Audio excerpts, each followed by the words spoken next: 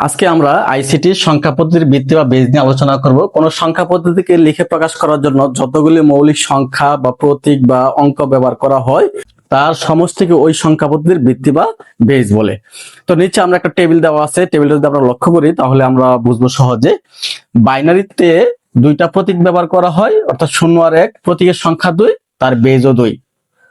আমরা যদি অক্টাল খেয়াল করি, অক্টাল 0 থেকে 7 পর্যন্ত মোট 8টা প্রতীক ব্যবহার করা হয়েছে, তাহলে তার বেজ হবে 8। দশমিক সংখ্যাতে আমরা যে লিখে অভ্যস্ত, দশমিকের 0 থেকে 9 পর্যন্ত মোট প্রতীকের সংখ্যা 10, তাহলে তার বেজও 10 বা ভিত্তি 10।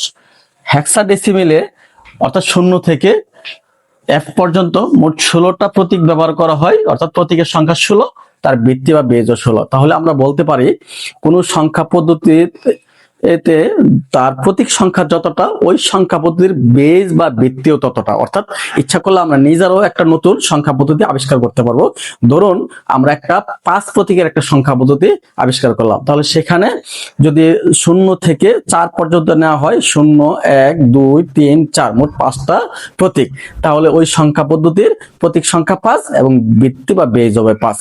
আশা করি সবাই বুঝতে পারছো বেজ বা ভিত্তি কি। সবাইকে ধন্যবাদ।